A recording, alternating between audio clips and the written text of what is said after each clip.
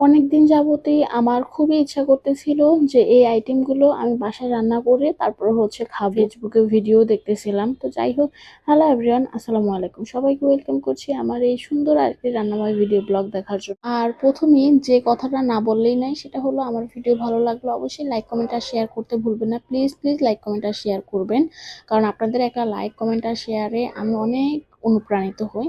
তো যাই হোক, প্রথমেই হচ্ছে আমি খিচুড়ি বসাই দিছি। আর খিচুড়ির জন্য যা যা লাগে, আমি আজকে খিচুড়িতে পেঁয়াজটা কুচি করে দেইনি, একদম মুরগির মাংস রান্না করব। এই কারণে হচ্ছে পেঁয়াজ, তারপরে আদা রসুন, মানে কালো গোলমরিচ, তারপর হচ্ছে এলাচের দানা হচ্ছে আমার দাঁতের নিচে পড়লে একদমই বিরক্ত লাগে। এই কারণে এলাচটা হচ্ছে আমি পেঁয়াজ রসুন ব্লেন্ডার করার সময় হচ্ছে দিয়ে দিই। তারপরে হচ্ছে দিয়ে দিলাম দারচিনি, তেজপাতা, মানে যা যা গরম মশলা লাগে সব ধরনের মশলাগুলোই হচ্ছে আমি এখানে দিয়ে দিই। আর এখন এখানে দিয়ে দিব ধনিয়ার গুঁড়া।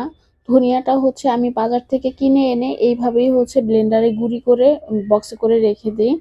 তো আরেকটা কথা বলি, আমার ব্যাকগ্রাউন্ড অনেক নয়েজ পাবেন। প্লিজ সবাই হচ্ছে এগুলো একটু ইগনোর করবেন, কারণ আমার বাসা যেহেতু একদমই রোড সাইডের পাশে, তো একটু নয়েজ হয়। প্লিজ সবাই একটু ক্ষমা সুন্দর দৃষ্টিতে দেখবেন। আজকে খিচুড়ি রান্না করতেছি একদম একটা বড় ড্যাগে। তো যাই হোক, বড় পাতিলে রান্না করার মজাও অন্যরকম। তো আজকে যেহেতু ভাতের চাল দিয়ে খিচুড়ি রান্না করব, এই কারণে ভাবলাম একটু বেশি করেই রান্না করি, কারণ হচ্ছে আবার থাকলে ডিম ভাজি দিয়ে হচ্ছে পরবর্তীতে আবার খাওয়া হবে। কারণ আমার আম্মু হচ্ছে আবার পোলার চালের খিচুড়ি সে অত বেশি একটা পছন্দ করে না, কারণ মানে তার হচ্ছে গ্যাসের খুবই সমস্যা হয় পোলার চালের খিচুড়িটা খেলে। তো আমার কাছে আবার হচ্ছে ভাতের চালের খিচুড়িটা না অত বেশি একটা ভালো লাগে না, মানে খাই মোটামুটি, কিন্তু পোলার চালেরটা যত বেশি মজা লাগে আমার কাছে ভাতের চালেরটা অত বেশি মজা লাগে না।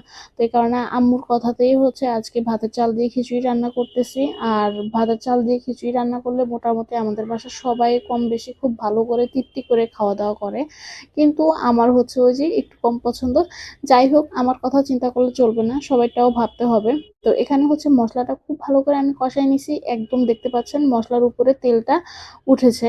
এখন হচ্ছে আমি এই পর্যায়ে এই যে চাল ডাল হচ্ছে আমি ধুয়ে রাখছি, এখানে হচ্ছে আমি দুই ধরনের ডাল দিছি, মুগ ডাল মসুরির ডাল একসাথে হচ্ছে, তারপর ভাতের চাল সবকিছু একসাথে করে হচ্ছে আমি ধুয়ে রাখছি। ধুয়ে একদম অনেকক্ষণ আগে ধুয়ে রাখছিলাম, রান্না শুরু করার অনেক আগে। মশলার ভিতরে চাল ডালটা দেওয়ার পরে খুব ভালো করে মশলার সাথে মিক্স করে নিতে হবে, আর চাল ডালটা খুব ভালো করে ভেজে নিতে হবে। আমার বাসায় বরাবরের মতোই সবসময় গ্যাসের সমস্যা থাকে, তবে গ্যাসটা যে সময় থাকে ওই সময় আসলে রান্না করে আবার দুপুরে খাওয়াটা একদম মানে হয়ে ওঠে না, কারণ বিকাল টাইমে গ্যাস আসে। তো যেহেতু দুপুরে খাওয়া দাওয়া করতে হবে, এই কারণে বেসিক্যালি আমি সবসময় কারেন্টেই রান্না করা পড়ে। আর দুপুরে হচ্ছে বাদ বাকি পরবর্তীতে যদি কোনো রান্না বান্না থাকে সেটা